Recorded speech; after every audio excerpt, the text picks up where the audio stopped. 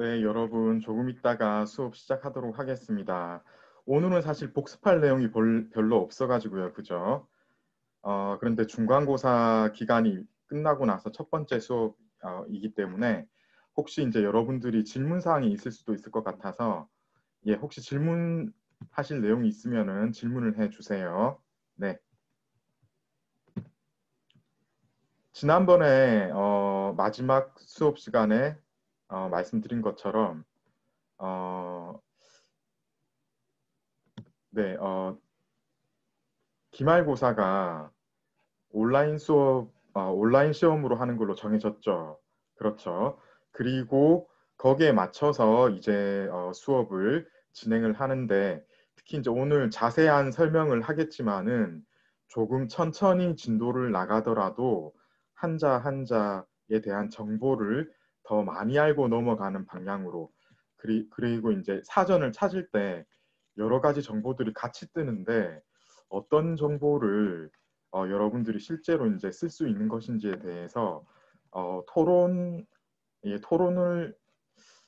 하기는 좀 힘들 수도 있어요. 그렇지만 이제 한번 생각해 보는 시간을 가지면서 넘어가도록 하겠습니다. 질문 사항 혹시 있으세요? 예, 질문 있으면 이야기해 주시고요. 없으면은 조금 쉬었다가 정시에 수업을 시작하도록 하겠습니다. 한 5분 정도 남았네요. 네. 날씨가 갑자기 많이 추워진 것 같습니다. 그죠? 그래서 감기 안 걸리도록 조심해야 될 것 같아요. 내일은 서울 같은 경우에는 영하로 내려간다는 얘기가 있는 것 같거든요. 예.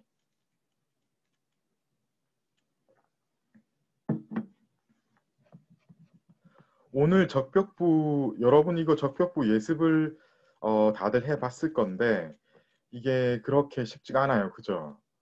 특히 어떤 구절은 이게 무슨 뜻인지 예 약간 헷갈리는 그런 구절이 덜어 나오고 또 어떤 구절은 아예 짐작이 안 되는 경우도 있을 거예요. 책에서 힌트를 주지 않았다면은 아마 절대로 알 수 없는 사전을 찾아봐도 잘 모르는 그런 게 좀 있어요. 실제로 어떤 표현은 사전을 찾아도 잘 나올 수가 없는 게 왜냐면 그게 적벽부에서 처음으로 시도된 그런 표현이 몇 개 있거든요. 그래서 음, 좀 좋은 사전을 찾아보면은 내용이 나오긴 나와요. 나오는데 뭐라고 나오냐면은 적벽부에 이렇게 썼다 이런 식으로 나와요. 그러니까요. 예. 그러니까 일반 사전에는 그런 내용이 안 나올 수도 있는 거죠. 예, 그 정도로 적벽부의 내용이 만만치가 않은데 이유는 이게 부이기 때문입니다. 지난 학기에 제 수업을 들은 학생은 부가 뭔지 조금이라도 이제 제가 정보를 드렸기 때문에 조금이나마 알 수 있을 건데 이번 학기에 처음 제 수업을 듣는 학생은 아마 모를 거예요. 이게 이제 사실 중국 문학사를 공부하다 보면은 시 장르에 뭐 사 같은 것도 시에 속하잖아요. 그죠? 이 부도 시 장르에 속하는 거예요. 그런데 산문하고 시의 중간 지점에 있는 그런 특성이 있는 시장르이거든요. 그런데 이 부의 특징이 어떤 현학적인 표현의 나열이라고 봐도 무방할 정도로 굉장히 어려운 표현을 많이 쓰게 되어 있습니다. 예를 들어 한부의 대부 스타일로 된 것들을 읽어보면은 어, 그 학식이 한문에 대한 지식이 아주 뛰어난 사람도 이 부는 한부의 조금 긴 그 대부 스타일의 부 같은 경우에는 한 글자 해석하는데 한 글자 해석하는데 예전에는 뭐 한 달 이상 소요되고 이랬다고 해요. 그 정도로 그야말로 극악의 난이도를 자랑하는 그런 장르입니다. 그런데 이제 이 한부가 뒤에 세월을 거치면서 이제 다른 위진남북조 거치고 당 거치고 지금 송에 와서 이제 적벽부가 나오잖아요. 그죠? 그래서 그나마 조금 쉬워진 게 이거예요. 지금 적벽부 스타일인 거예요. 그전에는 그야말로 이 손도 못 댈 정도였는데 지난 1학기 때 추성부, 구양수의 추성부를 했습니다만은 그 추성부는 조금 더 쉬웠던 것 같은데 기억이 나시는지 모르겠습니다. 그렇게 송대되면은 부도 약간 쉽게 쓰는 그런 부도 있었어요. 그런데 이 적벽부는 그렇게 호락호락하게 해석할 수 있는 그 정도의 난이도가 아닌 것 같습니다. 그런데 이제 우리 교과서에 이게 있고 게다가 적벽부는 너무나 유명하잖아요. 그래서 하긴 해야 될 것 같습니다. 그래서 우리도 이걸 하게 되었는데요. 오늘 아마 이 적벽부 3분의 1도 못 나갈 것 같아요. 이 한자 한자 특히 앞에 제가 이제 다른 여러 가지 정보들도 같이 한번 얘기를 해봤으면 좋을 것 같다고 생각을 해서 여러 가지 자료들을 좀 가져와서 그 이야기도 지금 같이 할 예정이거든요. 따라서 적벽부는 다음 시간에도 아마 안 끝날 것 같아요. 다음 주까지 해야 될 것 같습니다. 예. 이유는 조금 전에 제가 말씀드린 것처럼 원래 난이도가 있고 적벽부 자체가 또 다른 텍스트에 비하면은 좀 긴 편입니다. 그래서 어쩔 수가 없어요. 어쨌든 우리가 지금 배우는 교재 텍스트 중에서는 거의 최고 난이도를 지금 만났는데 그렇기 때문에 더 차근차근히 해야 될 필요가 있는 것 같습니다. 질문 없으시면은 이제 수업을 시작해도 될 것 같은데요. 59분이죠. 예. 수업을 시작하도록 하겠습니다. 오늘은 이제 보시는 바와 같이 그리고 이제 말씀드린 바와 같이 적벽부를 공부할 예정입니다. 그래서 이제 이 적벽부가 어떤 작품인지 먼저 적벽부를 쓴 사람이 소식이잖아요. 소동파인데 간단한 소개 그리고 적벽부 작품에 대한 소개는 조금 짧게 할 예정이에요. 그런데 그 전에 잠깐 제가 공지사항을 조금 말씀을 드리고 그러고 본 수업으로 넘어가도록 하겠습니다. 우선 공지사항을 조금 제가 말씀을 드려야 되겠어요.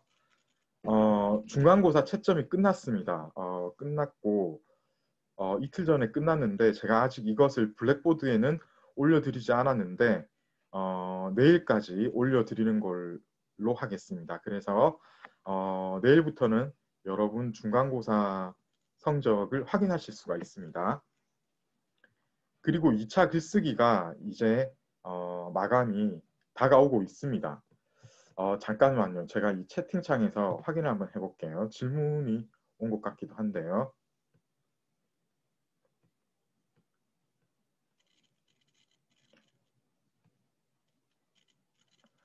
이거는 지난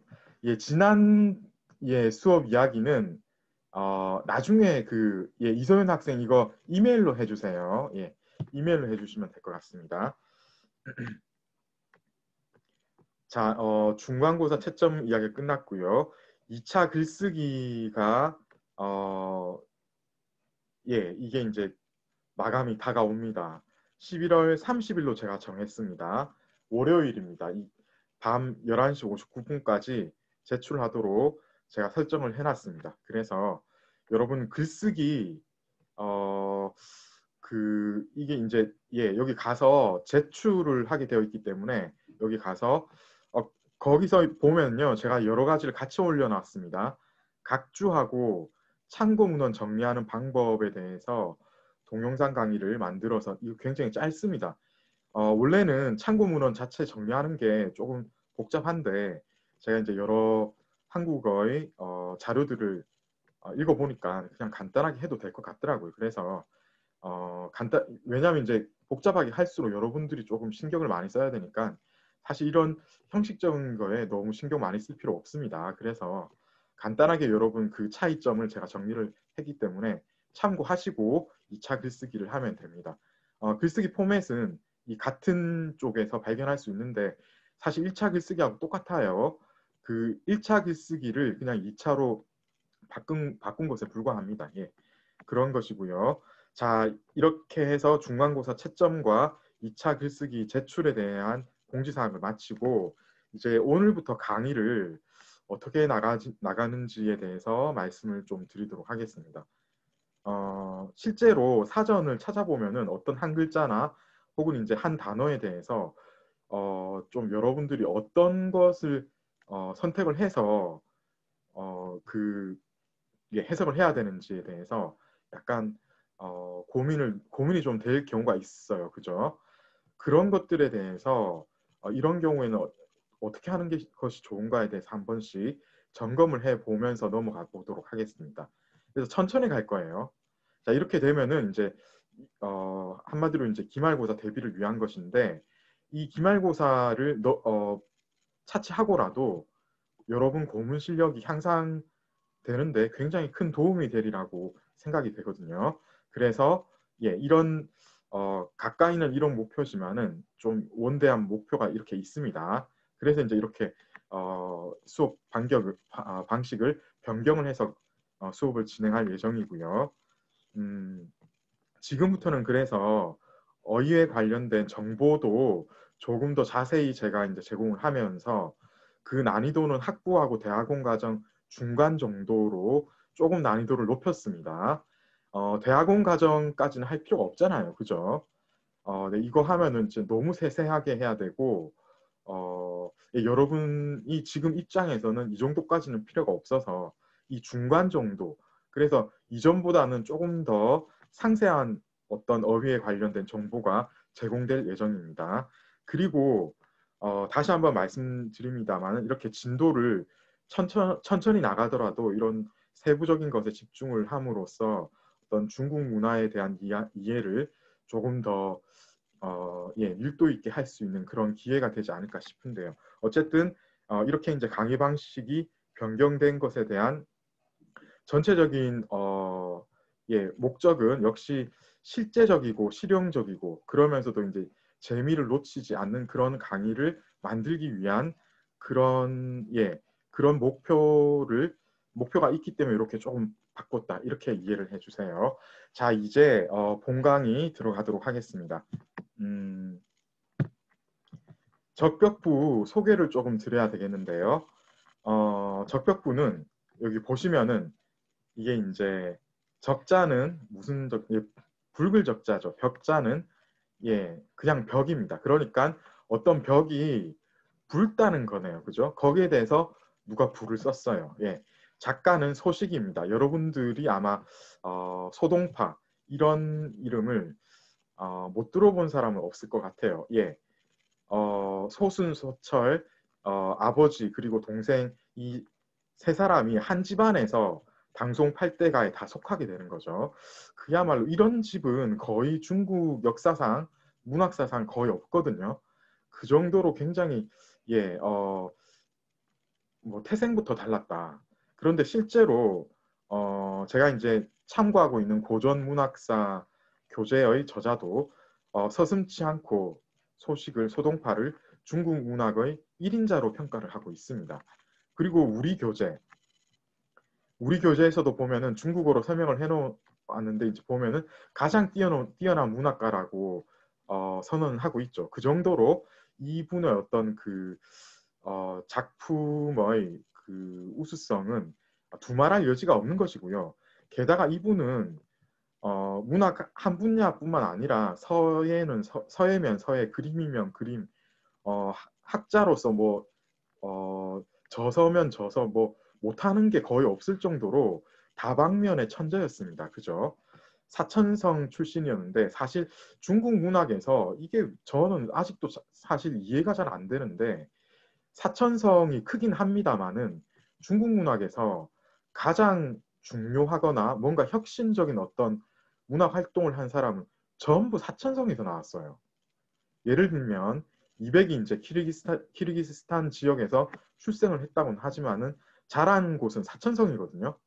그리고 한부의 대가인 사마상려나 그 뒤에 나오는 양웅이나 이런 사람들 전부 사천성 출신이에요. 심지어 이제 소시까지 사천성 출신인 거죠.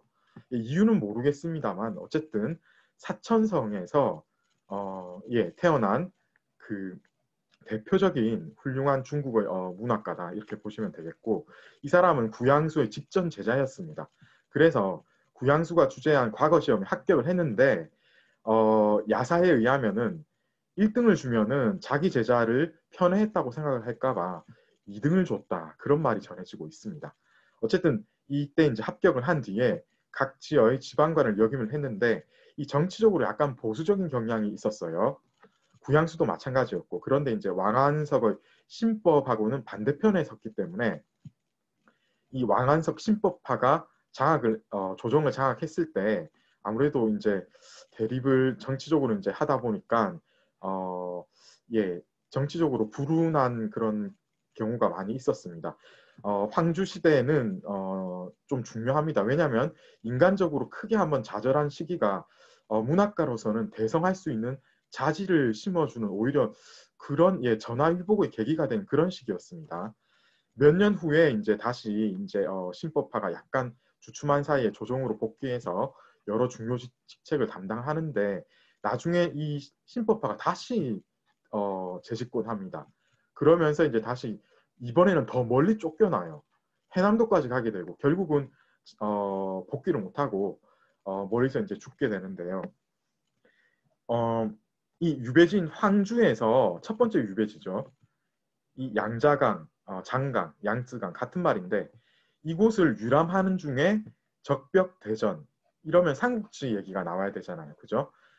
이런 역사적인 큰 사건을 회상하면서 쓴 부가 바로 적벽부라고 우리 책에서 여러 가지 이야기가 나와 있는데 가장 핵심적인 것만 제가 따왔고요. 사실 적벽부는 어떤 작품인지 여러분이 실제로 작품 감상을 다 한 뒤에 그때 이제 이거를 여러분 스스로 평가를 해도 괜찮을 것 같아요. 그죠? 그래서 짧게 이 정도.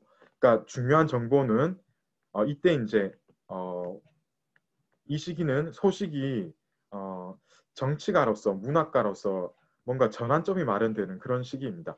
개인적으로는 출세의 길에 멀어져 가지고 큰 좌절을 한 시기인데 양자강을 유람하는 중에 적벽에 이르게 된 거예요. 그래서 적벽대전을 회상하며 쓴 부다.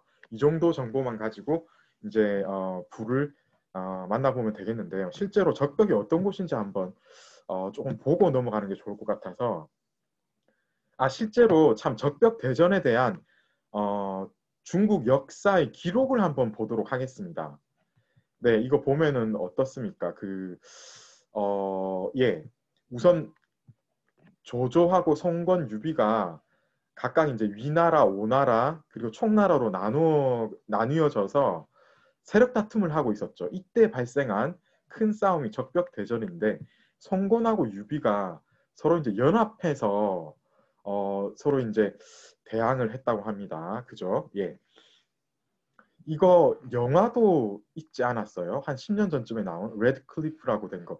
바로 그 내용입니다. 그죠? 예, 바로 그 내용이에요. 진수가 쓴 삼국지에 보면은 예를 들어 이제 위서나 유비전, 제갈량전, 주유전, 오주전 이런 데 보면은 그 내용이 이렇게 있습니다. 보면은 우선 무제기 이건 이제 네, 잠깐 질문이 있나요? 제가 봤습니다. 네, 이거는 좀 전에 나왔던 질문이고요. 그래서 예, 조조가 적벽에 도착해서 유비와 싸웠지만 형세가 불리했고 역병도 돌았고 너무 많이 죽으니까 조조는 군대를 되돌렸고 유비는 형주, 규모가 굉장히 큰 땅이었습니다. 그리고 강남의 여러분을 차지할 수 있었던 그야말로 이제 이 이후로는 확실히 이 세 나라가 그야말로 정족지세라고 하죠. 그죠? 예. 예. 어느 정도 균형을 이루어지게 되는 대사건이었던 거죠. 유비전에는 또 보면 비슷한 얘기를 합니다. 그런데 이제 사람이 조금 더 나오죠. 주유, 정보, 송권, 이 오나라 때 사람들이 나오고 선주라고 하면 후주하고 대비되는데 유비인 겁니다. 그래서 적벽에서 싸워서 크게 이기고 배를 이거 연환계 이름 들어보셨죠, 여러분? 그 연환계 이야기를 하고 있는 겁니다. 제갈량전 보면은 여기 또 한 사람 더 나오네요. 예. 노숙이 나옵니다. 이 전부 오나라 사람들을 그죠? 수군 3만을 보내서 예, 대항을 해가지고 조조는 패하고 같은 내용입니다. 그죠? 주유전 정보까지 똑같고 질병이 역시 이제 첫 번째에 나왔던 똑같은 이야기가 지금 반복되고 있습니다. 그 다음에 5주 전 보면은 역시 비슷한 이야기가 반복되고 있네요. 그죠? 그래서 특징은 뭐냐면은 실제로 적벽 대전에 대한 정사의 기록은 굉장히 짧게 기껏해야 한두 줄 정도인 거예요. 그죠? 그럼에도 불구하고 여러분 이 사건의 어떤 무게감은 여러분들이 알 수밖에 없을 거예요. 그죠? 조금 전에 제가 말씀드렸지만은 삼국지에서도 삼국지 연의 기준입니다. 가장 중요한 사건 몇 개 이야기하면 적벽대전이 반드시 들어가게 되어 있잖아요. 그죠? 그러다 보니까 이 역사적인 사건에 대해서는 예전부터 상류층에서는 물론이고 이 하류층, 평민층에서도 계속해서 여러 형태로 회자되는 그런 분위기였습니다. 그 예를 들어서 하류층, 그 평민층 계통 사람들은 그 당시 이제 연극, 여러 가지 연극을 통해서 이 적벽 대전을 여러 가지 버전으로 만날 수가 있었거든요. 예, 그런 것입니다. 그러다 보니까 이미 그런 것을 당연히 알고 있었겠죠, 소식이. 그래서 배를 타고 여행을 하는 와중에 적벽을 딱 만난 거예요. 그러면은 이 이야기를 안 할 수가 없는 겁니다. 그래서 적벽부는 그 여행을 떠났으면은 떠난 일이 발생을 했다면은 나올 수밖에 없는 그런 상황이었던 거예요. 그죠? 자, 이제 적벽 대전이 일어났을 때 형세를 한번 보자면요. 이게 지금 파란색으로 표시된 이쪽 부분들이 다 오나라의 지형입니다. 그죠? 그리고 이 부분이 갈색 왼쪽에 있는 이 부분이 총나라 쪽이에요. 유비 쪽, 송건 쪽. 그리고 위에는 여기가 이제 전부 조조의 위나라 세력입니다. 그죠? 여러분 그 적벽이 어디에 있냐면은 코로나 발병한 데 어디입니까, 여러분? 우한이죠. 우한에서 바로 동쪽으로 조금 더 내려가면은 바로 적벽이 있어요. 그러니까 딱 중간이 이 어디쯤일 거예요. 그러니까 이 세 나라가 묘하게 만나는 바로 그 지점에서 적벽 대전이 있었던 겁니다. 아시겠죠? 자, 이런 지리적인 배경도 여러분들이 알아야 되겠고요. 실제로 여러분 제가 이제 우한시를 기준으로 해서 이거 적벽이 어디인지 제가 설명을 드릴게요. 여기 보면은 여러분 강이 이렇게 흘러가고 있죠. 그죠? 꼬불꼬불꼬불 이렇게 흘러가면서 우한시를 관통을 합니다. 여기 양즈라고 나와 있죠. 그죠? 이렇게 관통을 해서 쭉 이렇게 위로 오목하게 전체적으로 보면 이렇게 흘러가잖아요. 그죠? 이렇게 가고 황시 여기 있고 가기 전에 보면은 이 지점이 있죠. 여기 보면 레드 클리브라고 여기 되어 있는 데 나오잖아요. 바로 여기입니다. 이 지점에서 그 대전이 있었던 겁니다. 실제로 제가 여기를 못 가봤는데 가보면은 이렇다고 해요. 여기 보면 약간 좀 뭔가 레드 클리프의 느낌이 나죠. 그죠, 여러분? 그러니까 적벽이라고 하는 거예요. 적벽이라고 하는 거는 말 그대로 적벽이기 때문에 적벽이라고 하는 거예요.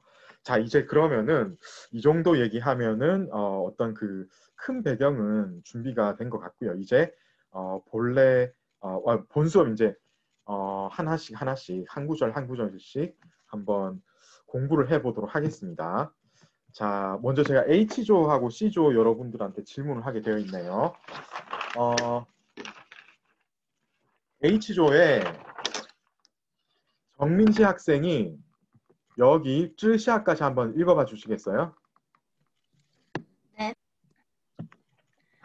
壬戌之秋，7月既望，苏子与客饭周游于赤壁之下。 네, 잘했습니다. 자, 그리고 H조에 정훈재 학생이 끝까지 한번 읽어봐 주시겠어요?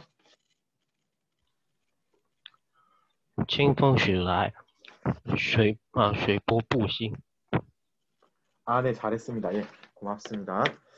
자, 여기서요, 여러분, 임술지추라고 처음에 딱 이렇게 얘기를 하고 있네요. 그죠? 이 임술이라는 게 60갑자 중에 하나인 거 여러분 아시겠죠? 이거. 구체적으로는 송나라 때 신종 1082년을 지칭을 하는데 사실 여러분 60갑자 말만 이렇게 많이 들었는데 이거 어떻게 구성하는지 아십니까? 조금 이따가 이거 같이 한번 해보도록 하겠습니다. 60갑자니까 60개가 있는 거예요. 그죠? 예. 하나하나 다 하지는 않겠는데 전체적으로 구성을 어떻게 하는지를 보겠습니다. 여러분 회갑이라고 들어보셨어요? 환갑, 회갑. 그게 예를 들어 임술년에 태어났는데 61번째 그러니까 해. 그러니까 60년이 만으로 딱 지나면은 이 60갑자가 다 돌아와서 다시 임술년이 되는 거예요. 그죠? 그래서 회갑, 돌아온다. 자기의 어떤 그 갑자 할 때 갑자로 시작하는 그 60갑 요게 이제 돌아온다. 회갑, 환갑 그렇게 얘기를 하는 거고요. 기망에 대해서 제가 한번 여쭤봐야 되겠는데 진우황 학생 기망은 어떤 뜻입니까? 어떤 뜻이에요? 네.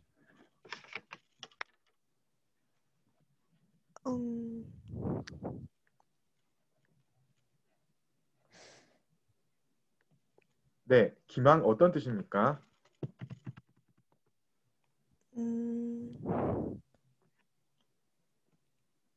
예, 여기 기자 무슨 뜻이에요?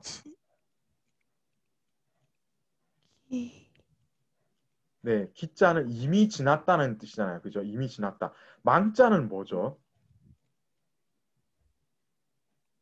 보다? 예, 바라보다. 무엇을 봅니까? 여기 보이죠? 달을 바라보는 거예요. 달을 바라보는 거예요. 그러니까 뭐냐면은 이 망자는 달을 바라보기 가장 좋은 그런 때는 언제입니까? 10월 중순인가요? 그러니까 15일. 그죠? 음력으로 네. 15일이에요. 예, 잘했습니다. 제가 이제 말씀을 드릴게요. 예. 그래서 뭐냐면은 여러분 네이버 한문사전 찾아보면은 음력으로 매달 16일이라고 나올 거예요. 왜냐면은 이게 이제 이미 망월은 뭐냐면 15일. 그러니까 달 쳐다보기 가장 좋은 시기는 딱 음력 보름이잖아요. 그런데 이미 보름이 지났다. 그러니까 달을 보니까 이 보름하고 비슷한데 그런데 이미 하루 지나서 16일 이렇게 되는 거예요. 그러니까 이게 지금 7월 기망 이거는 뭐냐면은 7월 16일이라는 말입니다. 아시겠죠? 예, 그런 겁니다. 근데 여러분 실제로 보름달을 한번 유심히 보셨으면 모르겠는데 실제로 보름이 되는 게 15일하고 16일 사이에 대부분 나오거든요. 그렇기 때문에 16일이 되어도 사실 보름하고 거의 큰 차이는 없어요. 그런데 희한하게도 보름에 비하면은 조금 이제 달이 약간 이질어졌다는 느낌은 확실하게 들거든요. 그래서 그런 느낌이 확실히 있기 때문에 이런 이야기를 하는 겁니다. 이미 보름이 지났다. 예, 여기서 유래한 것이고요. 자, 다음에 최강 학생.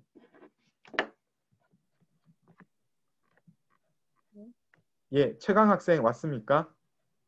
네, 맞습니다. 네, 큰 소리로 좀 해줬으면 좋겠어요. 이 범자는 무슨 뜻입니까? 노래 띄우다? 네, 그쵸. 이거 그러니까 띄우다 혹은 뜨다 그렇게 하면 됩니다. 그죠? 여기서는 뭐 뜨다라고 해야 되겠죠. 어떤 물체를 물에 띄우는 것도 이렇고 그러니까 사실 중국어에서는 어떤 그 사동 그 피동의 개념이 약간 좀 희미할 때가 있어요. 여기서는 띄우다 아니고 그냥 뜨다라고 띄우다 해도 될 것 같기도 하네요. 예. 나중에 해석을 할 때 여러분들이 그 문맥에 맞춰서 해석을 하면 되겠습니다. 자, 그 다음에 서자 카토리 호코 학생. 네, 이 서자는 무슨 뜻입니까? 평온하다? 평온하다. 근데 이거 이 사전 찾아보면 제일 처음에 바로 나오는 게 있을 건데요, 아마. 천천히 하다. 예, 이거 바로 천천히예요. 예. 그냥 천천히 하다, 천천히 뭐뭐를 하다. 그죠? 천천히 서자. 그렇게 하면 됩니다. 우리 책에서도 우리 이 텍스트도 그렇게 번역을 하는 거 괜찮은 것 같아요. 저는 그렇게 생각합니다. 자, 그리고 아이죠. 함지은 학생. 함지은 학생. 예, 이 흥자는 무슨 뜻입니까? 저기에서는 흥미나다? 아니, 약간 예, 이게 이제 물결이잖아요. 제가 말을 했잖아요. 그죠? 물결이 흥이 나지는 않죠. 그죠? 물결이 어떤 사람의 역할을 할 수는 없으니까 따라서 그냥 여기서는 줄- 예? 파도가 치다 약간 그런 예, 느낌. 뭐 그런 느낌이겠죠. 그래서 실제로 원래는 흥겹다, 뭐 흥이 나다 이렇게 돼야 되겠지만은 물결이 일다, 파도가 일다, 파도를 일으키다. 경우에 따라서는 그죠? 근데 여기서는 예, 일다라고 그냥 해야 되겠어요. 파도가 일었다, 물결이 일었다, 그죠? 이렇게 하면 되겠죠. 자, 그러면은 이 부분은 해석이 그렇게 어렵지는 않을 것 같다는 생각이 드는데 한번 황누리 학생이 네, 여기 적벽 지하까지 한번 해석을 한번 해봐 주시겠어요? 네, 잠시만요. 네, 임술년 가을 7월 16날 네. 너 내 소식은 객과 함께 적벽의 아래에 배를 띄웠다. 아, 그쵸. 요거는 이제 안 했는데 띄어서 놀았다. 네, 그죠? 띄었다. 그래서 사실 그 순서대로 그냥 쭉 해도 되는 것 같아요. 그죠? 다시 한번 해볼까요? 임술년의 가을에 임술년의 가을 음력 7월 16일에 소식은 객과 그러니까 손님과 더불어서 배를 띄워서 적벽을 밑에서 놀았다. 이런 얘기를 하네요. 그죠? 예, 잘했습니다. 자, 그리고 황인승 학생이 끝에 부분 한번 해석을 해봐 주시겠어요? 네. 맑은 바람은 천천히 불어오고 물결은 일지 않는다. 아, 네, 잘했습니다. 그죠? 그렇게 하면 되겠죠. 그래서 다시 처음부터 해보면은 맑은 바람이 천천히 불어오고 예, 물결은 일지 않았다. 이렇게 하면 되겠네요. 그죠? 자, 해석이 잘 된 것 같습니다. 혹시 질문 있으면은 질문을 한번 해봐 주세요.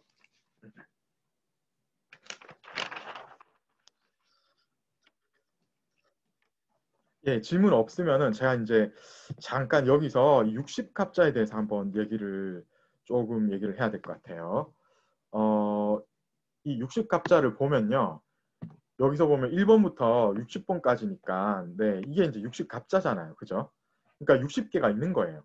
그런데 이게 구성이 어떻게 되냐 하면은 여러분 여기 보면 갑자년, 을축년, 병인년 이렇게 얘기를 하잖아요. 이 앞에 나오는 게 전부 천간입니다.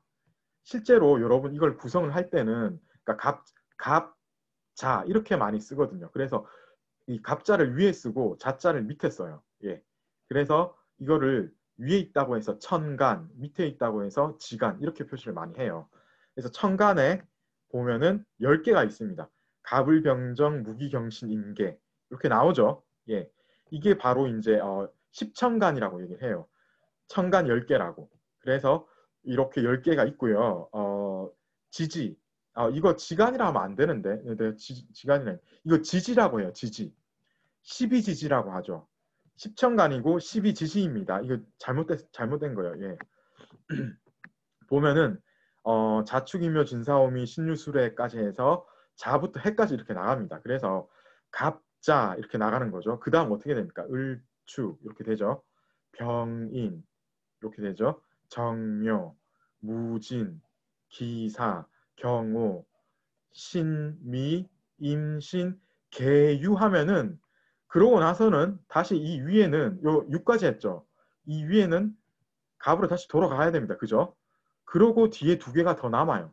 따라서 갑술로 오게 되어 있습니다. 그죠? 갑술인 거예요. 그 다음에 을해 이렇게 갑니다. 그래서 여기 보면 10개까지 하고 난 뒤에 갑술, 을해 이런 식으로 구성이 되어 있어요. 자, 이렇게 이 십천간과 12지지가 각각 짝수이기 때문에 여러분 이게 6개고 이게 10개고 이게 12개면 사실 곱하기해서 120개 아닌가? 이런 생각 들잖아요. 그런데 여러분 조합을 할 때 예, 어떻게 합니까? 그 중복되는 거 빼게 돼 있잖아요. 그런 거 생각하면 이게 이해가 되실 겁니다. 그래서 이게 이 갑자하고 이런 거에 이 짝수를 홀수를 부여하고 1, 3, 5, 7, 9, 그 다음에 2, 4, 6, 8, 10 이런 식으로 짝수를 두 번째 부여를 하고 해서 보면은 묘하게도 이게 전체적으로 보면 이게 총 숫자가 짝수고 요것도 짝수이기 때문에 처음에 시작한 것과 요것도 이제 1, 3, 5, 7, 9 해서 여기까지 12로 하면은 각각 짝수는 짝수끼리, 홀수는 홀수끼리만 만나게 돼 있어요. 그 말은 갑자는 이게 홀수잖아요. 그러면은 이 부분인 이건 짝수잖아요. 그죠? 1, 2, 3, 4 이 짝수. 갑자는 축자하고 절대로 안 만나요. 갑축을 찾아보세요. 없습니다. 아시겠죠? 이렇게 구성을 하는 거예요. 대신에 갑이는 있겠죠. 갑면은 있습니까? 갑면은 없습니다. 갑진 있고 갑사는 없는 거죠. 이런 식으로 구성이 되어 있습니다. 그래서 이 반을 버리고 나면 10 곱하기 12 해서 120에 반을 버린 60개가 있는 거예요. 여기 보면은 이 60갑자나 표를 보면은 보통 이런 식이나 아니면은 세로로 구성한 게 있는데 전체적으로 보면은 이런 식으로 구성이 되어 있습니다. 첫 번째 라인이 다 갑이에요. 그죠? 예. 그리고 두 번째 라인은 전부 을로 되어 있습니다. 그죠? 예. 이런 식인 거예요. 그래서 처음부터 쭉 가서 갑을병정 무기경신 임계해서 개까지 여기서 끝나게 되어 있는 거예요. 이게 이제 계속 반복되는 거죠. 거기에 맞춰서 자축이묘 진사오미 신유술회를 여기까지 해서 한 세트가 끝나고 그 다음부터 다시 이제 구성을 하는 거예요. 그래서 이렇게 쭉 나가서 정리를 하면 60개까지 만나게 되어 있습니다. 이 조합이 총 60개라는 거죠. 자, 그런데 여러분 이게 60갑자인데 제가 이제 이 60갑자가 어디에 많이 쓰이냐면은 역시 달력 보면 여러분 이런 60갑자로 표기를 해놓은 달력이 있습니다. 그죠? 그런 게 있는데 그게 뭐 때문에 그게 중요합니까? 음력으로 자기 나를 표시하기 위해서도 그런 얘기를 하게 되고 그 다음에 이걸로 예전에 점을 많이 쳤어요. 그 시기를 표시를 하기 위해서. 그래서 여러분 각골 문자 이게 중국 한자 같은 경우에 거의 처음 나오는 문자의 형태가 사실 각골 문자 아닙니까? 제일 그 문자의 시초에 해당되는 것들이 적혀 있는데 사실은 이전에 이 각골 문자는 굉장히 발달된 형태의 문자입니다. 이전에도 이미 여러 형태 단계를 거쳐서 한자가 발전하고 있었거든요. 그런데 그전에는 너무 약간 말랑말랑한 조금 단단하지 않은 그런 자료에다가 문자를 구성을 했기 때문에 다 사라지고 없어요. 그런데 각골 문자 때부터는 청동기나 아니면은 진짜 이제 거북이 등껍질이나 아니면 이제 소 어깨죽지 뼈 이런 데다 이제 구성을 했기 때문에 이게 요새 우리한테까지 전해질 수 있었던 겁니다. 그래서 실제로 이 각골 문자에 나오는 여기 보면 이 개자 보이죠? 이렇게 이제 십자가를 삐뚤게 구성한 것처럼 보이는데 이 밑자는 보면 어떻습니까? 우리가 요새 쓰는 밑자하고 정말 비슷하지 않습니까? 여기 가보면은 을자도 사실 이거 약간 거꾸로 해면 바로 이자잖아요. 유자 보세요. 이 유자도 지금 여기 토기 같은 거 이거를 이 토기는 대부분 모래 같은데 받쳐서 쓰는 토기였습니다. 그래서 옆에 받쳐주는 어떤 그런 구조물 없이 그냥 이렇게도 존재할 수 있는 토기예요. 왜냐하면 이제 모래 위에 요런 거 해도 움푹하게 이제 오목하게 이제 해놓고 이 움푹 패이도록 한 다음에 거기에 받쳐놓고 쓰면 충분히 쓸 수가 있잖아요. 그죠? 그런 형태를 그대로 가져온 겁니다. 그래서 여기 보면은 이 각골 문자 중에서 10중8구는 뭐냐면은 이런 이야기를 했어요. 여러분 이게 무슨 뜻인지 해석이 됩니까? 같이 한번 볼까요? 개미라고 했죠. 복자는 전복자입니다. 점친 겁니다. 이거는 뭐냐면은 어떤 길사를 다투었다 이렇게 보면 되겠습니다. 이 정자는 나중에 주역 해석을 해보면은 특히 이제 이게 현대 어떤 어법을 따라서 그 어휘를 따라서 조금 가만히 있다, 정하다 이런 식으로 해석을 많이 하는 경우가 있는데 실제로 이 자는 옛날에는 길하다의 뜻으로 많이 쓰였어요. 좋은 징조가 있다.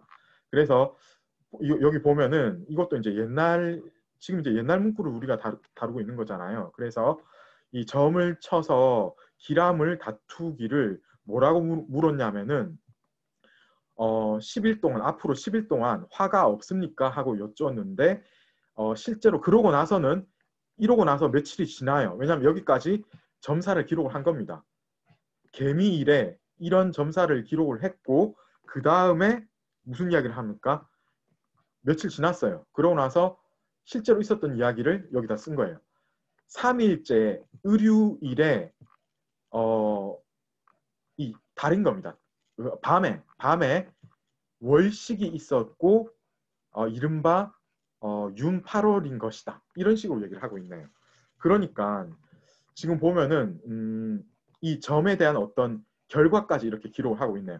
화가 없겠냐고 물었는데 실제로는 여러분 예전에는 일식이나 월식 이런 것을 굉장히 불쌍한 것, 그러니까 상서롭지 않은 것으로 봤거든요. 그러니까 이제 화가 없겠냐고 물었는데 실제로는 이런 화가 닥쳤다라고 그 결과까지 기록을 하는 게 이제 각골 문자가 대부분은 이런 것들입니다. 제가 이제 이거를 왜 들고 왔냐고 하면은 실제로 다시 한번 말씀드립니다만은 이런 60갑자는 여러분 놀랍지 않습니까? 이 지금 각골 문자 언제 나왔습니까? 2, 3천 년 전에 나왔잖아요. 최소 3천 년 전에 나왔거든요. 2,000년은 훨씬 넘었어요. 그 전에 이렇게 이미 이 사람들이 이런 체계를 갖추고 쓴 겁니다. 예. 그러니까 이 60갑자의 유래는 너무나도 오래되었다. 이렇게 보시면 되겠고요. 사실 이게 그 사주팔자 볼 때도 이런 거를 결국은 이거를 8글자를 세워가지고 그거의 어떤 그 조합의 어떤 예를 들어서 이제 봄에 태어난 사람은 어떤 성분이 있어야 되는데 그게 있느냐 없느냐, 앞으로 시간이 지나면서 그런 성분이 오느냐 없느냐, 그런 걸로 이제 기륭화복을 판단하는 게 사주 명리학의 어떤 가장 큰 원칙이거든요. 그거 할 때도 이게 필요한 겁니다. 그러니까 이 옛날에 지금 발생했던 이런 문화가 사실상 요새까지 그대로 전해지고 있는 겁니다. 이게 이제 한자 문화권에서 발생할 수 있는 굉장히 재미있는 현상 중에 하나라고 생각이 되는데요. 자, 실제로 각골 문자 같은 거 이런 것도 공부해 보면 재밌는데 오늘은 굉장히 단순한 것만 했습니다. 제가 이거 넘어가면 여러분들 너무 힘들겠죠. 자, 그래서 여기까지 하고 그치고요. 자, 이제 다음 스크립트로 넘어가서 제가 아이조한테 묻게 되어 있네요. 네, 이거는 한 분이 끝까지 다 읽어주면 될 것 같습니다. 아이조 다 했는데 예, 그래도 아이조 한번 더 해볼까요? 카토리 호코 학생이 끝까지 한번 읽어봐 주시겠어요? 네. 居酒逐客宋明月之诗歌窈窕之章 네, 잘했습니다. 감사합니다. 자, 여기서 여러분 제가 이제 밑줄은 안 끄는데 이게 간체자 한번 여러분 체크해 보세요. 뭐 시험 나오고 안 나오고 그런 거에 상관없이 사실 여러분들이 좀 이거 번체자 간체자는 다 알아둬야 됩니다. 왜냐하면 대륙에서 온 분들하고 얘기할 때는 이 간체자를 얘기를 할 수밖에 없고, 그런데 우리 일상생활에서는 사실 중문과 학생이 아니라면은 간체자는 모르거든요. 그렇기 때문에 어쩔 수 없이 번체자 다 알아야 돼요. 요거 한번 체크해 보십시오. 네, 잘 읽어줬고요. 이게 이제 야오티아오 쯔장 해서 우리 책에 잘 얘기를 하고 있습니다. 명월 이거는 이제 조조의 설명 제가 하고 있죠. 요조 이거는 이제 시경에서 나오는 그런 조금 이따가 조금 더 자세히 얘기를 하도록 하고요. 함지은 학생 여기서 이 촉자를 어떻게 해석을 해야 될까요? 모이다? 모이다. 무리? 네. 무리. 네. 그런데 제가 촉자라고 했죠. 네. 네, 어떻습니까? 만나. 만나다. 예. 그러면은 조금 비슷하게 간 거예요. 실제로 네. 여러분, 네, 잘했어요. 제가 이제 말씀드릴게요. 이게 이제 관건이 되는 겁니다. 여러분, 이거 찾아보면요. 사전 찾아보면은 처음에 무리 속자 나올 거예요. 그리고 이을 속자 나와요. 이게 속자입니다. 원래 예를 들어 소속, 단체 할 때 그 속자거든요. 그런데 지금 우리가 이거를 속자라고 해석하면은 해석이 안 돼요. 예. 해석 안 됩니다. 이걸 슈 해야 돼요. 근데 해석 안 돼요. 근데 실제로 이거 주라고 해야 되고 이거는 권할 촉자입니다. 이 권할 촉자. 여러분 찾아보면 권하다는 게 나와 있어요. 그래서 여러분들이 이게 도저히 해석이 안 되죠. 그러면은 앞뒤로 봐야 됩니다. 앞뒤로 보고 여기 보면 이건 해석이 되죠. 이거 해석되죠. 그러면은 이 지금 술잔을 들어가지고 손님한테 어떻게 해야 됩니까? 우리 쪽으로 오십시오. 이렇게 얘기를 해야 되나요? 아니면은 이쪽에 이어주세요. 이렇게 얘기를 해야 되나요? 아니면은 예, 여러 가지 뜻이 있는데 술을 권해야 되나요? 이게 맞겠죠. 이렇게 하는 거예요. 아시겠죠? 예, 그래서 이게 권하다가 돼야 되는 겁니다. 이게 이제 여러분들 지금 입장에서는 이렇게 할 수밖에 없어요. 예, 이런 식으로. 그래서 어떤 쉬운 글자일수록 나중에는 너무 힘들어요. 왜냐하면 쉬운 글자일수록 뜻이 너무 많기 때문에. 예, 그래서 제가 실제로 시험 같은 경우에는 너무 어렵다 싶을 경우에는 쉬운 글자라고 하더라도 제가 바로 이제 밑에 답을 써줄 거예요. 예, 그러면 그거를 가지고 여러분들이 하시면 됩니다. 그러니까 사전을 여러분들이 쓰는 사전은 어차피 정해져 있잖아요. 그죠? 그 사전을 제가 미리 이제 다 살펴보고 여러분들이 충분히 예, 할 수 있는 거 위주로 구성을 합니다. 거의 95% 이상. 그런데 이제 문제당 한두 개 정도는 약간 좀 생각을 해야 될 거를 넣긴 넣을 거예요. 그래야지 이제 좀 난이도가 조금은 변별력이 있게 되는 거니까요. 어쨌든 이게요, 여러분 난이도가 약간은 있는 편이었습니다. 촉이라고 해야 되는 거예요. 안 그러면 이게 말이 안 되잖아요. 그죠? 그렇기 때문입니다. 다시 한번 말씀드리지만은 여러 뜻이 나왔을 때는 앞뒤 문맥을 봐야 된다. 그래서 여러분들이 앞으로 수업을 준비하실 때 이런 식으로 준비를 해야 돼요. 그러면 어떻게 된다고요? 수업 준비는 물론이고 시험 대비도 자연스럽게 되는 겁니다. 자, 그 다음에 함지윤 학생 잘했고요. 황누리 학생이 이거 이 송자는 무슨 뜻입니까? 암송하다라는 뜻인가요? 암송하다. 그러면 이제 외우다는 그런 느낌인데 실제로는 읊다? 읊다라고 해서 사실 암송하다하고도 거의 비슷한 것 같아요. 왜냐하면 그 전체적인 문맥으로 보면은 이 사람이 이 작가가 이 작품을 거기서 자기가 이제 다른 어떤 그 손에 뭐를 들고 읊은 게 아닐 거잖아요. 그죠? 실제로 외워서 읽었을 거거든요. 그렇기 때문에 암송을 했다 이렇게 해도 말이 됩니다. 그런데 이제 시적인 표현에서는 역시 읊었다 이런 거를 우리가 선호를 하는 편이죠. 그러니까 실제 시험에서 이걸 암송했다라고 했을 때 제가 그 틀렸다고 할 이유는 없는 거예요. 아시겠죠? 자, 잘 됐고요. 여기 제가 이제 명어라고 요조는 제가 이야기를 하겠습니다. 우리 책에 보면은 이렇게 잘 나와 있어요. 명어를 같은 경우에는 조조의 단가행. 여러분 조조 잘 아시죠? 실제로 여러분 삼국지에 보면은 이 조조가 너무나 이제 그 간사한 간신의 전형으로 묘사가 되어가지고 이 조조에 대한 어떤 여러분이 선입견을 가질 수도 있는데 실제로요, 여러분 조조는요 정말로 뛰어난 사람이었습니다. 저는 개인적으로 조조가 그렇게 이제 나라를 세우고 정사를 다스리는 그런 입장이 아니고 순수하게 문학에만 몰두했다면은 200소식까지는 아니더라도 그 언저리까지 갈 수 있을 정도로 뛰어난 사람이었다고 보고 있거든요. 그 정도로 문학성이 뛰어난 사람이었어요. 그런데 실제로 이 사람은 무력도 있었을 뿐만 아니라 지략이 상당했던 사람이죠. 그러니까 대단한 사람인 겁니다. 그러니까 만만하게 볼 수가 없어요. 우리가 알고 있는 삼국지 연의는 뭔가 이제 조조에 대해서 사람들이 유비의 대척점에 서 있는 악당 역할을 해야 되니까 그런 식으로 실제 인물하고는 관계없이 조금 그 사람들의 상상에 의해서 재창조된 인물이라고 봐야 되는 겁니다. 예, 그게 좀 조조 입장에서는 되게 안타깝겠죠. 그죠? 이 사람 여러 작품 많이 썼는데 제일 유명한 게 역시 단가행입니다. 여기 보면은 우리 책에서 인용하고 있는 바로 이제 이 부분을 이야기하고 있는데요. 뭐라고 하고 있냐면은 명월이 이 보면은 무슨 이야기를 하고 있는 겁니까? 달이 하도 밝아서 그런데 어느 시절에 저 밝은 달의 그 밝은 빛이 거두어질 수 있겠는가라고 그 밝은 달의 느낌을 이런 식으로 이제 얘기를 하고 있네요.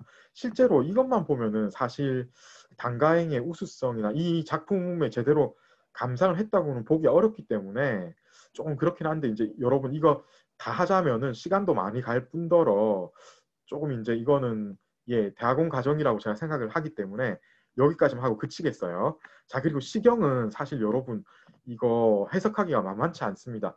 시경은 학부 과정에서는 하면 안 돼요. 왜냐하면 그 청동기 시대 그러니까 각골문 시대 그때 있죠. 그때 나왔던 여러 가지 그 글자들이 이때 이제 시경하고 맞물리는 시대였거든요. 그렇기 때문에 보시면은 이런 글자 있죠. 구자나 요자 조자 이런 거 이 구절이 워낙 유명하기 때문에 사실 요조숙녀라는 게 사자성어로 굳어져서 나오지 실제로는 이게 그거 말고는 안 쓰이는 글자들이거든요. 이 구자도 거의 잘 안 쓰입니다. 그렇기 때문에 이 시경은 한 구절 한 구절이 수수께끼 같을 수가 있어요. 그래서 약간 이제 대학원에서도 실제로 이제 뭔가 시경을 꼭 해야 되는 분들이 아니라면은 예를 들어 이제 어떤 분들이죠. 소설 장르를 해야 되는 사람이라면은 이 시경을 아예 모르는 분들도 많거든요. 예. 그렇기 때문에 그 정도로 난이도가 있어서 우리 또 그냥 간단하게만 하고 넘어가겠습니다. 이게 뭐냐면은 여러분 요조숙녀 찾아보면 사전에 나올 거예요. 뭐라고 되어 있냐면은 얌전하고 예, 뭐 그런 식으로 되어 있어요. 그 덕이 있는 그런 참한 여자 뭐 이렇게 되어 있어요. 그러니까 예전에 어떤 육아적인 사상을 기준으로 봤을 때 모범이 될 만한 그런 여성.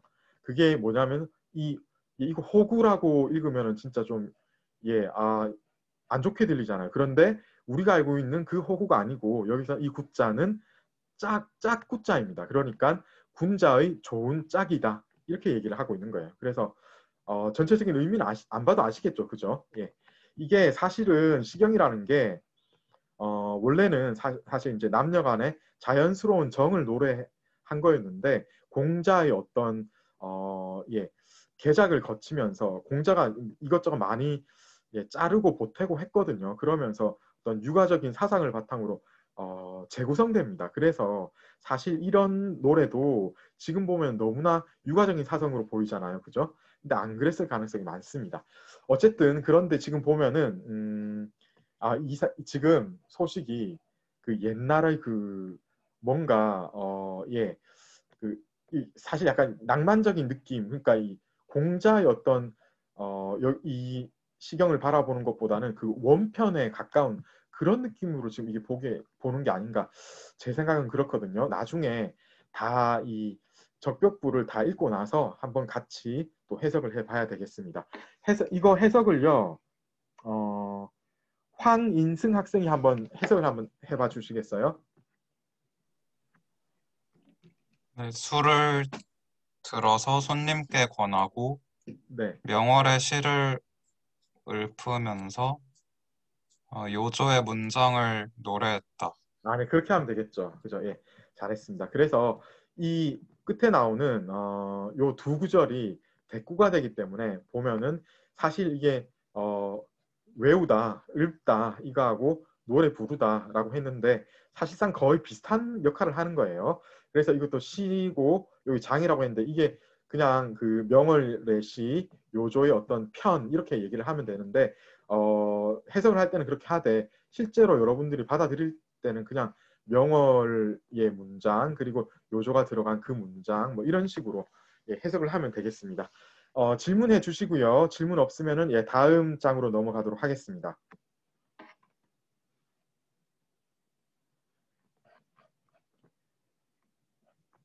네, 다음 장으로 넘어갈까요? 예. 자, 그래서 여기서는 제가 이제 F조하고 D조 학생분들한테 예, 그 F조에 이서윤 학생이 여기 쯔지엔까지 예, 또 니오 쯔지엔까지 한번 읽어봐 주시겠어요? 혹시 들리시나요? 네, 들립니다. 네. 少言月出于东山之上，徘徊于斗牛之间。 네, 잘했습니다. 예, 고맙습니다. 자, 그 다음에 이연정 학생이 끝까지 한번 읽어봐 주시겠어요?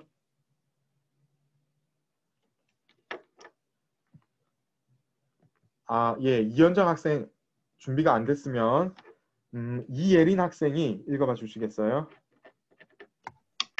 네, 白露横江，水光接天。 네, 잘했습니다. 자, 그래서 이제 여기 나온 구절들도 해석을 한번 같이 해봐야 되겠는데요. 첫 번째 거는 사실 약간 좀 어려울 수가 있어서 제가 이거 하겠습니다. 그러니까 뭐냐면 이게 여러분 이엔 했을 때 이게 기억나시죠? 이거 중간고사에서도 나왔었고 그 가운데에 그 사이에 이런 느낌이 이게 들어가야 되거든요. 그래서 이게 뭐냐면은 우리가 그 조기 논전할 때는 공간적인 그 사이였습니다. 그런데 여기서는 시간적인 그 사이예요. 그래서 뭐냐면은 그 사이의 잠깐 동안에 이 말입니다. 아시겠죠? 그래서 결과적으로는 얼마 시간이 지나서 얼마 후에 혹은 그 사이에라고 그냥 얘기를 해도 되겠어요. 아시겠죠? 그러니까 뭐냐면은 이 뒤에 잠깐 뒤로 가겠습니다. 뒤로 가서 막 잔들고 손님하고 이런 이야기 저런 이야기, 그러니까 술자리에서 일어날 수 있는 이런 광경이 펼쳐지는 이 사이에 그 다음에 이런 일들이 펼쳐졌다. 이런 이야기를 하고 있는 겁니다. 아시겠죠? 자, 이렇게 해서 이제 샤예는 했고, 배회는 무슨 뜻입니까? 이용준 학생, 배회는 무슨 뜻입니까? 글 그대로 배회하다 아닐까요? 네, 맞습니다. 이건 그냥 배회하다입니다. 네, 막 여기저기 서성이면서 돌아다니다, 배회하다 그대로예요. 자, 이 어쩌나 아시겠죠? 어디에서. 또 온 이유는 무슨 뜻입니까? 이은비 학생. 두성과 우성이라는 뜻입니다. 네, 그렇게 하면 되죠. 근데 두성과 우성이 어디예요?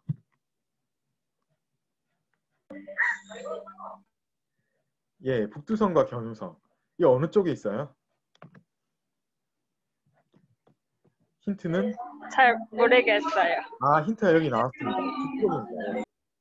북쪽이에요. 조금 이따가 같이 보시겠습니다. 자, 그리고 이인우 학생. 예. 여기 바일루는 무슨 뜻입니까? 그 24절기의 하나로 예. 여기서 이제 문제가 되는 겁니다. 24절기의 하나로 나와요. 사전 찾아보면. 그런데요, 여러분, 이거 말고 이거는 그대로 이 말 그대로 흰 이슬로 해야 될 가능성이 훨씬 많습니다. 나중에 실제로 한번 번역을 해보면서 여기에 대해서 이제 접근을 해봐야 되겠어요. 자, 그리고 다시 처음으로 와서 이서윤 학생. 아니다. 잠깐만요. 제가 디조 학생 얘기도 묻게 되어 있네요. 변용석 학생. 예. 여기서 횡자는 어떤 뜻입니까?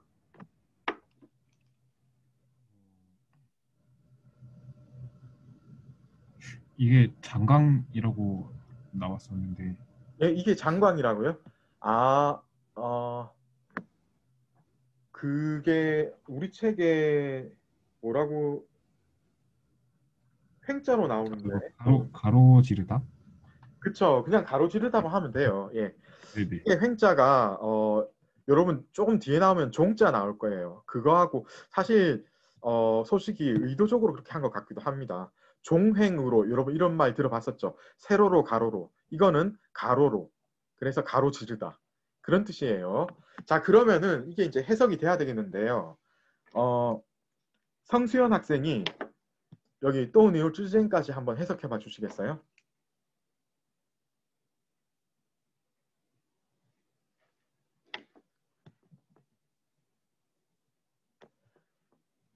성수연 학생이 안 왔으면은 손욱견 학생이 한번 해석해 봐 주시겠어요? 얼마 후에 달이 동쪽의 산 위에 올라서 네. 그 북두선과 경유선 사이를 배회했다. 네, 그렇게 하면 되겠죠. 그죠? 다시 한번 보면은 얼마 후에 달이 동산의 위로 떠올라서 북두성과 견우성의 사이를 배회하였다. 이렇게 하면 됩니다. 그죠? 예, 잘했습니다. 실제로 여기가 어딘지를 조금 이따가 확인을 하겠습니다. 우리가. 자, 그 다음에 손주민 학생이 끝까지 한번 해석해 봐 주시겠어요? 네. 흰 이슬은 강을 가로지르고 물빛은 하늘에 이었더라. 이거 다시 한번 해봐 주시겠어요? 여기. 물빛은 네. 하늘에 이었더라. 이어졌더라. 이렇게 하면 되겠죠. 그런데요, 이게 무슨 뜻입니까? 예, 지금 안지영 학생한테 제가 여쭤볼게요. 안지영 학생, 지금 예, 방금 한 해석이 사실 맞거든요. 맞기는 맞는데, 그런데 이게 무슨 뜻이에요? 제가 이해한 바로는 안개가 자욱하게 꼈다는 식으로 이해했습니다. 안개가 자욱하게 꼈다. 그런데 이 백로가 그러니까 안개인 거예요? 잘은 모르겠지만 안개가 껴서 하늘과 물이 이어진 것처럼 보이는 그런 풍경을 묘사했다고 뭔가 그런 생각했습니다. 느낌이 오긴 와야 되겠는데, 그죠? 그런데 그렇다면 물빛이라고 뒤에 나오는데 안개가 껴 있으면은 물빛은 보일 수가 없는 게 아닌가요? 그런 것 같습니다. 그죠? 그래서 안개가 낀 상황이 아닌 것 같아요. 제 생각에는 안개가 꼈다면은 달이 이 북두성하고 견우성 사이에 배회하는 광경이 보였을 리가 없을 것 같습니다.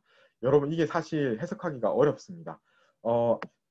아라카와 아키라 학생은 예, 어떻게 생각하는지 한번 자기 견해를 한번 얘기해 봐 주시겠어요? 아라카와 아키라 학생 말 듣고 바로 이제 이게 무슨 뜻인지 한번 우리가 결론을 내려봐야 될 것 같습니다. 예, 아라카와 학생. 네. 예, 어떤 뜻인 것 같아요? 잘 모르겠습니다. 그죠? 당연한 겁니다. 이거 어렵습니다. 저도 한 몇 시간 동안 잘 몰랐거든요. 그런데 생각을 해보니까 이게 이런 상황인 것 같아요. 여러분이 제 의견을 듣고 이상하다 싶으면은 나중에라도 자기 의견을 개진하면 되겠습니다. 이게 지금 보면은 백로라고 했죠. 그러니까 흰 물방울. 여러분 지금 달이 떠올랐습니다. 달이 떠오르면은 물에 어떤 달의 그림자가 나오게 돼 있죠. 달이 비춰질 거잖아요. 그게 어떤 식으로 나와져 있어요? 흰색이겠죠. 흰색. 여러분 혹시 달이 물 위에 비쳐가지고 있는 모습을 본 적이 있는지 모르겠는데 제가 그런 적이 있어요. 한 2번 있는데 그때 보면요. 보름달이 떴을 때는요. 달이 여기 떴다고 해요. 달이 여기 떴다고 하면은 자기가 이제 물 위에 여기 있어요. 그 지점까지 달에서부터 그 달에 비춰지는 물빛이 여기까지 쭉 이어져서 흰색으로 보여요.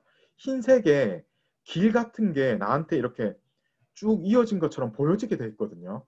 사진으로라도 이런 것들을 한번 여러분들이 봤는지 모르겠는데 제가 생각하기에는 이게 이제 그거 같아요. 그거를 이렇게 묘사를 한 것 같습니다. 그럼 말이 되죠. 하얀 이슬이 그러니까 강을 가로질러서 그러니까 이게 뭐냐면은 달에 비춰진 달의 어떤 그 잔상이 그게 길게 이어져 가지고 강을 건너서 나한테까지 오는 그런 광경이고 멀리 보면은 그 물빛이 하늘에 딱 접해서 그러니까 이 수평선을 보고 있는 겁니다. 거기 보면은 약간 이제 어슴푸레하게 하늘하고 만나는 지점에 약간 빛이 좀 이런 시간적 배경일 때는 달하고 어울려가지고 그런 광경이 형성되게 돼 있거든요. 그거를 아주 사실적으로 묘사를 한 것 같아요. 이렇게 그래야지 말이 되는 것 같아요. 예, 처음에는 제가 이해를 잘 못했는데 나중에 제 경험에 비춰보니까 이게 그런 것 같습니다. 자, 약간 어려웠어요. 이 부분. 실제로 또 온 이유가 뭔지를 한번 점검을 해보고 넘어가겠습니다. 여러분, 그 사전 찾아보면은 28성 이거 잘 숫자인데 별자리로 하면은 숫자라고 해야 돼요. 그래서 28성수입니다. 고래로 동양에서는 서양의 별자리하고 다르게 28성수를 그 동양의 별자리로 취급을 했습니다. 동쪽, 북쪽, 서쪽, 남쪽 각각 보면 이게 뭔가 여러분 그 방위하고도 관련이 되어서 동청룡, 이건 북현무, 예, 서백호, 남주작 이런 식으로 해서 청룡 쪽에 보면은 이 각항, 저방, 신미기 뭐 이렇게 해서 이 각 같은 경우에는 용의 뿔에 해당이 된다. 뭐 이런 식으로 그 약간 그 상징성이 있게 별자리를 구성을 해가지고 사람들이 그 별자리에 대한 그 지식을 계속해서 이제 전승해 내려왔거든요. 지금 우리는 북쪽을 봐야 됩니다. 북궁을 봐야 돼요. 예, 현무인데 이 현무가 모가지부터는 뱀이고 그 모가지 밑으로는 모가지 위로는 뱀이고 모가지 밑으로는 거북이잖아요. 그죠? 그 부분입니다. 그 봐야 되는데 이 또우하고 니우 여기 보면은 이 보면 또우는 거북하고 뱀이 엉켜져 있는 부분. 그 니우는 뱀의 모양. 이 부분이라고 이야기를 해요. 실제로 이게 이제 이 서쪽 하늘 쪽이고 여기 이제 남쪽 하늘 쪽이고 여기 이제 동쪽이고 여기 북쪽입니다. 예. 이게 이제 계절에 따라서 약간씩 이 방위는 바뀌어지게 돼 있죠. 그런데 이제 어느 시점에는 이런 식으로 구성이 되어 있을 거예요. 여기서 보면은 여러분 여기 두성 보이죠? 두수. 이게 이제 28성 숫 아니고 수라고 했죠. 별자리 숫자이기 때문에 두 별자리는 여기 있습니다. 그리고 우 별자리는 여기 있어요. 그러니까 북쪽이 사실 여기가 정북에 가까운 곳이에요. 딱 여기를 지금 요 밑에서 이제 어디선가 이제 소식이 뱃놀이 하고 있겠죠. 쳐다보면서 이런 이야기를 하고 있다. 이렇게 보시면 되겠어요. 자, 여러분 이게 실제로 28성수 이런 거 여러분들 이거 모르죠, 잘? 예. 사실 저도 속속들이는 다 모르는데 여러분들 제대로 이거 알아보면 정말 이 재밌는 사연들이 많이 있거든요. 그런데 이거를 소개를 해주는 자료가 대중적이지 않아서 좀 제가 좀 아쉬운 편인데 나중에 여러분들이 관심이 있으면은 이런 것들을 조금만 공부해 보면은 여러분 스스로가 뭔가 예를 들어 책을 한 편 낼 수 있을 정도가 아닐까 저는 그렇게 생각하거든요. 지금 보면은 별자리 하면 그냥 전부 서양 별자리만 얘기하잖아요. 그죠? 동양 별자리를 가지고 예를 들어서 그거를 배경으로 해서 웹툰이나 아니면 무슨 창작물 같은 거를 만들었다는 얘기를 제가 들어본 적이 없거든요. 그죠? 그 정도로 약간 이런 부분이 소외되어 있어서 약간 안타까운 부분입니다. 그런데 사실 동양 별자리가 서양 별자리 나온 것하고 비교해 보면은 연대도 늦지 않았을 뿐더러 거기에 얽혀 있는 어떤 사연이나 그것을 구성해서 과학적인 어떤 측정을 해가지고 거기에 얽혀 있는 여러 가지 과학적인 지식에 관련된 것들도 서양의 어떤 지식에 못지않게 유익할 뿐더러 재밌거든요. 그렇기 때문에 여러분들 이거는 제가 감히 추천드립니다만은 혹시라도 이제 창작물 쪽에 관심 있는 분이나 아니면은 여기에 대해서 이제 전문적으로 공부를 해보고 싶으신 분이라면은 제가 이제 적극 추천하는 바입니다. 예전에 제가 관련해서 짧게 제 에피소드를 조금 말씀을 드리자면은 제가 이제 군대에 있을 때 주로 이제 밤에 야간 경계를 많이 섰어요. 그런데 여러분 이게 이제 삼국지 이야기가 나오니까 제가 이런 이야기를 드리는 건데 여러분 별똥별 떨어지면은 별이 지면은 큰 인물이 뭐 죽는다 이런 얘기 하잖아요. 그죠? 그때 여러분 별똥별 떨어진 거하고 이제 아마 관련되는 것 같은데 실제로 여러분 별똥별 떨어지는 거 본 적이 있습니까? 별똥별 떨어지는 거 본 적이 있는 사람이면은 알 수 있는데 실제로 어떻게 떨어져요? 보면은 정말로 순간적으로 쑥 이렇게 떨어져요. 그죠? 대부분 위에서 아래로 이렇게 떨어지면서 순간적으로 딱 떨어지면서 사실 우스갯소리로 그 사이에 짧은 사이에 소원 말하면 소원이 성취된다 이야기를 하는데 제 생각에는 그 소원을 말할 수가 없어요. 왜냐하면 워낙 짧게 떨어지기 때문에. 그래서 아마 그게 이루어질 수 없기 때문에 나온 것 같아요. 그 정도로 짧게 떨어지는데 때는 바야흐로 김일성 북쪽에 있는 김일성이 이제 죽은 지 하루 지났을 때인데 제가 이제 새벽에 근무를 서는데 그때 이제 제가 이제 군에 있었으니까 그런 큰일이 있고 나니까 전부 난리가 났습니다. 그때 전부 방위들도 다 멀리서 다 오고 난리가 났는데 새벽에요. 제가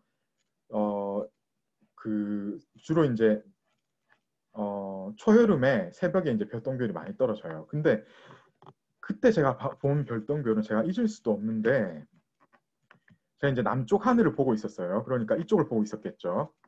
그런데 이 동쪽에서 이 서쪽으로 별똥별이 이 끝에서부터 이런 스피드로 이 정도의 속도로 끝까지 갔습니다. 이 끝까지.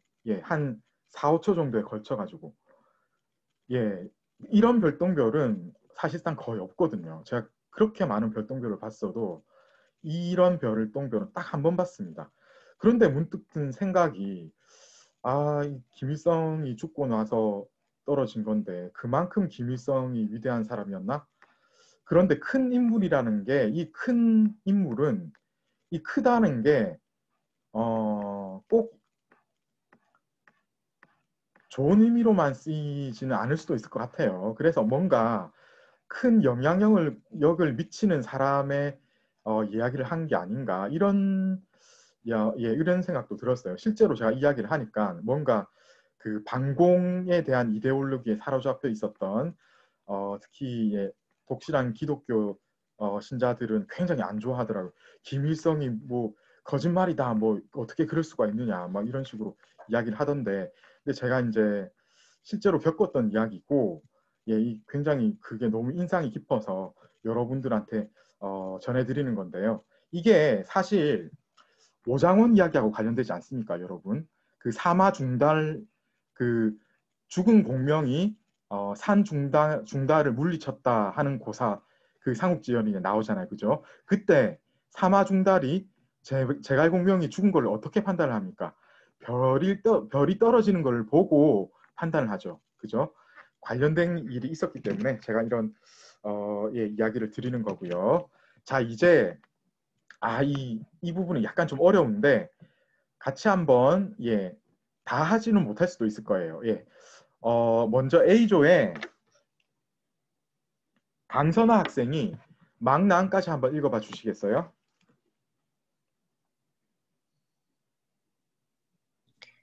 네, 들리시나요? 네, 들립니다. 纵一为之所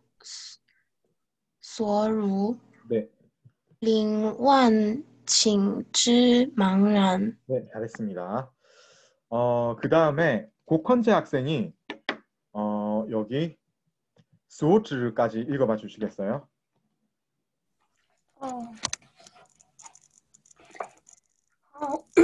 浩浩忽如凭虚御风， 네. 而不知其所指。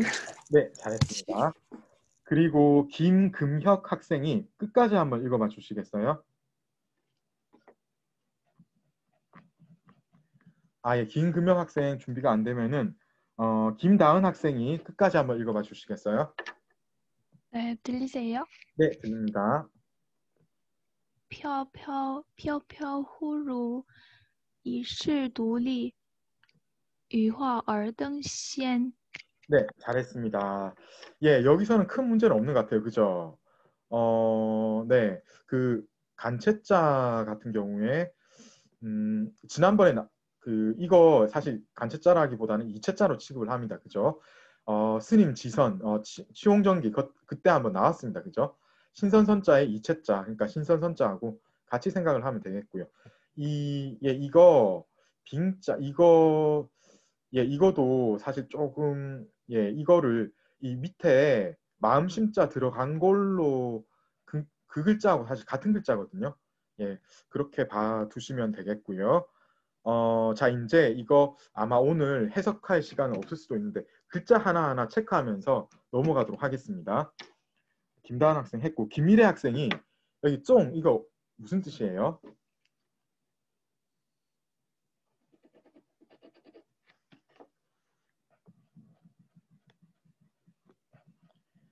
네, 김미래 학생. 뭐를 빌려? 아, 빌려? 그거 말고 다른 뜻은 뭐가 있습니까? 저 뜻으로만 찾아가지고. 아, 그 뜻으로만 찾았어요. 네, 원래 찾아서 적어놨는데. 찾아보면은 여러 가지 뜻이 있습니다. 세로? 이게 뭐냐면은 세로로 좀 전에 나왔던 그 횡자 그게 가로잖아. 이건 세로로 그죠? 그리고 방임하다 멋대로 하게 하다. 이거 멋대로 하게 하다 뭐 이런 식으로 해석을 해야 될 것 같아요. 이거는 방임하다 멋대로 하게 하다. 예. 그래서 마음대로 일협편주라고 하죠. 그것을 자기 물결 닿는 대로 흘러가게 만드는 그런 행위를 빗대어서 이렇게 한 것 같습니다. 나중에 해석을 할 때 더 자세히 알아보도록 하고요. 그 다음에 이 위자 이거는 어떻게 해석을 해야 될까요? 2조의 오영사 학생. 네, 들리시나요? 네, 들립니다.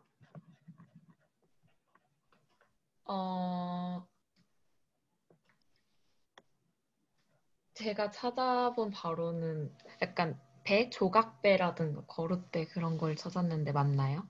아, 그거는 최종이고 처음에 이거 찾으면 딱 뭐가 나올 거예요. 예. 처음에 갈대? 그죠. 갈대가 나올 거예요. 갈대. 그래서 이게 그 갈대 한 조각. 그러니까 뭐예요? 작은 배를 은유적으로 표현한 거. 그죠? 그렇게 해석하면 되겠죠. 예. 자, 그리고 이거 소루 이거 어려운데 이거 한번 물어볼까요? 우리 책에 근데 다행히 아마 이거 얘기를 하지 않았나 싶은데요. 2조의 우성훈 학생.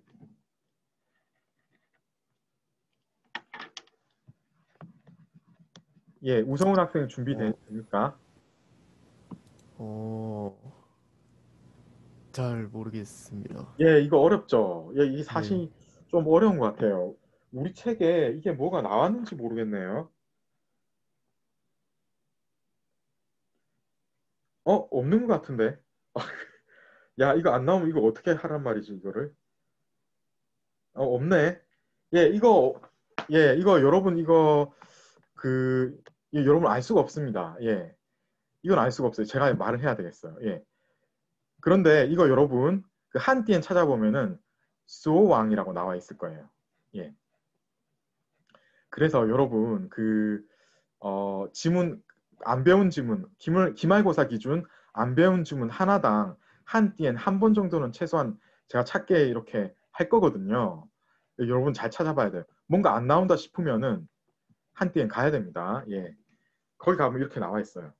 그러니까 이게 뭐죠? 수호는 같은데 왕이 여하고 같아야 되잖아요. 그러니까 이 여자는 갈왕자다. 가다는 거예요. 가는 바. 이렇게 해야 됩니다. 아시겠죠? 자, 그 다음에 우성훈 학생 했고 유나연 학생. 유나연 학생이 이 링 한번 해봐 주시겠어요? 이게 어떤 글자입니까? 타고 건너가다. 아, 타고 가다, 넘다, 타고 건너가다, 그죠? 예, 그 정도만 해석하면 되겠습니다. 원래 이거 찾아보면은 뭔가 업신여기다, 네, 능가하다, 뭐 여기에서 이제 뭔가 좀 나온 것 같은데 범하다, 건너다, 뭐 이런 뜻이 다 들어가 있습니다. 우리 책에서 뜻을 지금 유나연 학생이 얘기한 식으로 하고 있거든요. 그런 식으로 약간 좀 의미의 확대가 일어났다 이렇게 생각하면 되겠습니다. 그 다음에 만경자 이것도 해석을 해야 되겠는데 은혜원 학생. 네. 만경은 어떤 뜻입니까? 지면이나 수면이 넓은 것을 표현하는 걸로 아, 그쵸. 예, 잘했습니다. 그래서 이 사실 경자가 단위입니다. 단위인데 이 면적의 단위인데 이 경자 자체도 굉장히 넓거든요. 굉장히 넓어요. 이거 네이버 한자사전 찾아보면 그냥 이대로 나옵니다. 그죠? 이 일경 자체가 넓은데 만경이라고 했으니까 이게 무지막지하게 넓은 겁니다. 보통 만경이라고 하면 하늘이나 땅 혹은 이제 바다 이런 걸 얘기할 때 만경이라고 얘기를 하는 거예요. 그 다음에 망연, 망난 이 부분 해석을 해야 되겠는데요. 이민정 학생 한번 해봐 주시겠어요? 이걸 어떻게 해석이 되었습니까? 들리시나요? 네, 잘 안 들리는데요. 들리시나요?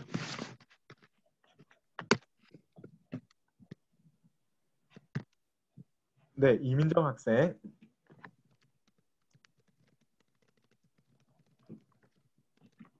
잠깐 그 채팅창 확인해 보도록 하겠습니다. 네.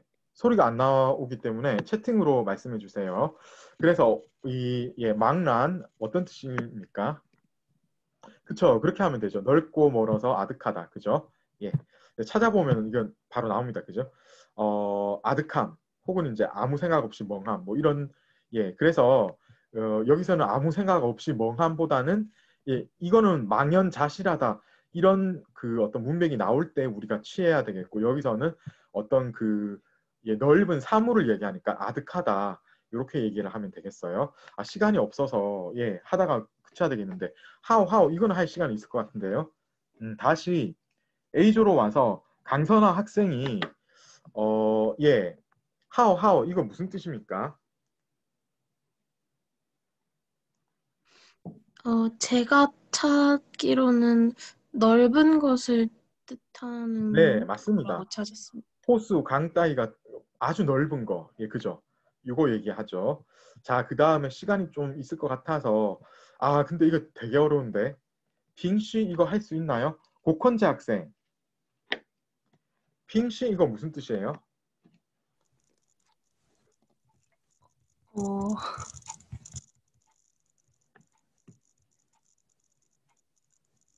빨리 뭐지? 이거 우리가 질주하는 느낌으로 해석을 했군요. 실제로는 그게 아닌데 잘 모르겠습니다. 그렇죠. 이거 좀 어렵습니다. 시간이 여러분 어때요? 지금 좀 시간 된 거 아닙니까? 15분인 것 같은데 여러분 다음 시간에 빙시부터 하겠어요. 이거 어렵습니다. 여러분 최대한 한번 생각해 보세요. 사실 실제로 시험 문제에 이게 나온다면은 저는 100% 이거를 답을 여러분들한테 보여줬을 거예요. 그만큼 어렵습니다. 근데 여러분 수준에서 한번 이거를 유출을 해보는 거는 또 도움이 될 것 같아서 오늘 수업 여기서 그치겠습니다. 질문해 주세요.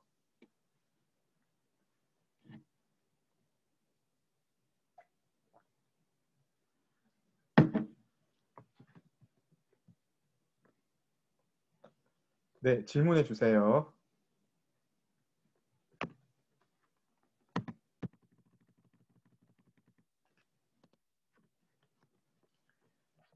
네. 수업이 여러분 이제 수업 마치겠는데요. 지금 본 것처럼 굉장히 수업이 천천히 나가죠. 그리고 한자 한자 이렇게 하죠. 네, 제가 이제 처음에 수업 방법이 조금 변경되었다. 이게 이제 어떤 뜻인지 아시겠죠? 자, 여기에 맞춰서 여러분 준비하시면 됩니다. 그래서 다음 시간에도 실제로 적벽부가 끝날 수가 없어요. 그죠? 그리고 다음 주까지 이어서 적벽부를 할 예정입니다. 잠깐 질문사항 제가 확인해 볼게요. 해석 이거 있죠? 이 해석 내일 복습할 때 제가 이거 보여드릴게요. 그러면 될 것 같아요. 그죠? 그때 방금 한 부분, 이 부분이 사실 좀 멋있는 해석이 될 수도 있을 것 같습니다. 복습할 때 그리고 이서윤 학생은요. 처음에 했던 질문 그 이메일로 바로 저한테 보내주세요. 제가 답을 해드리겠습니다. 자, 여러분 오늘 수고하셨고요. 목요일 날 뵙도록 하겠습니다. 여러분 목요일 날 뵙겠습니다.